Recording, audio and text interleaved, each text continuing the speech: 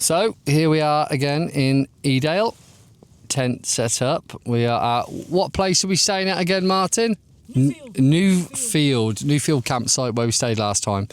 We're just on a slightly different field this time, so let's go out and have a little look at my actual working tent. There we go, all set up. We've got some wine, some fuel. We've got testing out new sleeping bag, new sleeping mat, new bag, the Big Agnes 63 litre. Bought the big camera up today. Got 2 nights. Got the Crocs because we're doing the Derwent Dam route. It's going to be about 13 mile-ish. We've also got a fire pit for tonight as well.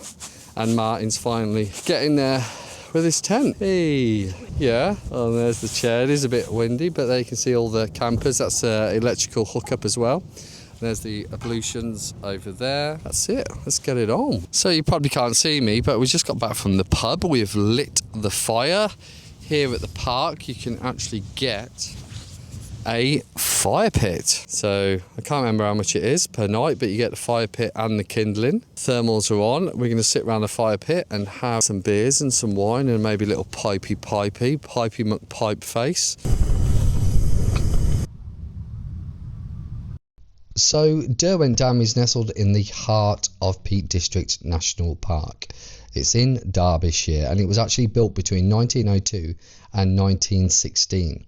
And the Derwent Dam forms part of the Derwent Valley Reservoir system, which you're actually going to be walking around. And that was constructed to supply water to the cities of Derby, Nottingham and Leicester also. But the dam was driven by the growing demand for water in industrialised cities during the early 20th century. Designed by engineer Edward Seidman, and the dam was built using locally sourced stone and concrete, and its construction employed innovative engineering techniques for its time. The walk we're doing up here, the start of it is actually quite hard going, to be honest. I think we're going about 1,000 foot up, so you can actually just go round the dam, but I decided that on the start, to get the blood flowing and the legs pumping, to just go up to one of the highest points around the dam as well. So we started off with the highest point and also ended with like the second highest point of it, and I'll be showing you the map in just a second. But the views from here were absolutely stunning, and this is probably only like 20 minutes into the walk. Like the images, I'm getting that one printed, like it looks absolutely amazing. And then you just, after your big ascent, you do get a nice descent, pretty much of the same length, because you're heading right down to the reservoir again, where we see some absolutely stunning views once again. And this is probably about 8:30 in the morning, and we picked an absolute perfect day for it. The sun gods were out. So Ladybower Reservoir, we're about 5 miles in at the moment, and we're just heading down. I'll show you the map anyway in a bit, or now, but a good steep climb to start off with, up to about 1,100 feet, and then it's pretty flat all the way around, and we're just literally hugging the reservoir, and yeah, about another 5 hours to go. No drones. That's what they were put up in New Jersey, just stick a few in one.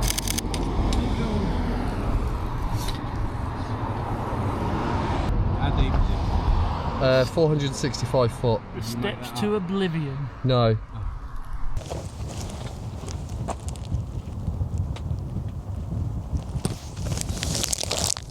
Morning.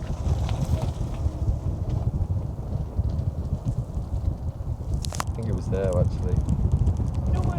Just happened to me at the pub. No, it does America. What's that? What? Yeah. But if you look at the comments, like some's going that way, some's going that way, you'd be, yeah. And we're just hugging the actual reservoir all the way around, probably for about another 5 miles. But the views here are absolutely stunning. I mean, look at that, for free. Like the camping site's perfect, which you've already seen. You've seen a couple of times, but this is the weather gods have held out for us today. It's absolutely amazing. Lads are enjoying it too. Basically, just done a big loop where you saw the plug hole. That's where we took a U-turn then headed up the other side of the reservoir. So it doesn't allow drones here though, for some reason. I think drones would be absolutely amazing. Barbecues and open fires are strictly prohibited. No camping. Walkers and cyclists beware. Keep dogs on leads. Yeah, and there's all forests to our left as well. I think we've picked an absolute perfect day for it. So I do mention it in a bit again, but the Derwent Dam gained international fame during World War II when it became the target of Operation Chastise, and it's famously known as the Dambusters raid on the night of May 16th and 17th, 1943, and a squadron of Lancaster bombers from the Royal Air Force's 617 Squadron, led by Wing Commander Guy Gibson, launched a daring raid to breach several dams in the Ruhr Valley in Germany. So it's not only historic value, but also amazing views around here as well, and obviously so chuffed with some of the images we got. So we've probably got about an hour to go. The views around here, Peak District, are freaking stunning. Every part of the reservoir walk, Ladybower Reservoir and Derwent Dam, is absolutely stunning. Derwent Dam was used by 617 Squadron as well when they were practicing for obviously the Dambusters mission with the bouncing bomb. Derwent Dam was one of their practice grounds. Yeah, super interesting. So we'll say, this is the final bit, heading down to the dam again after the full circular and a couple of little hills. But we'll say with the car park in the morning, we got there about 7:30 and we were the first ones there. It says the visitor centre is open 10 till 3, but the car park is open 24/7. It's £6 for the whole day, so right up until midnight, because there's no overnight parking. And you can see when we go back in a minute actually how busy the car park was. It was absolutely carnage.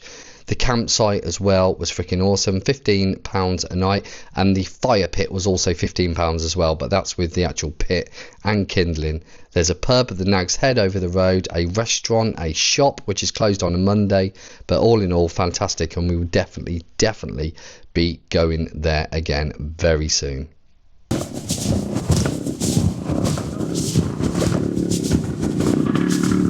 I love that smell.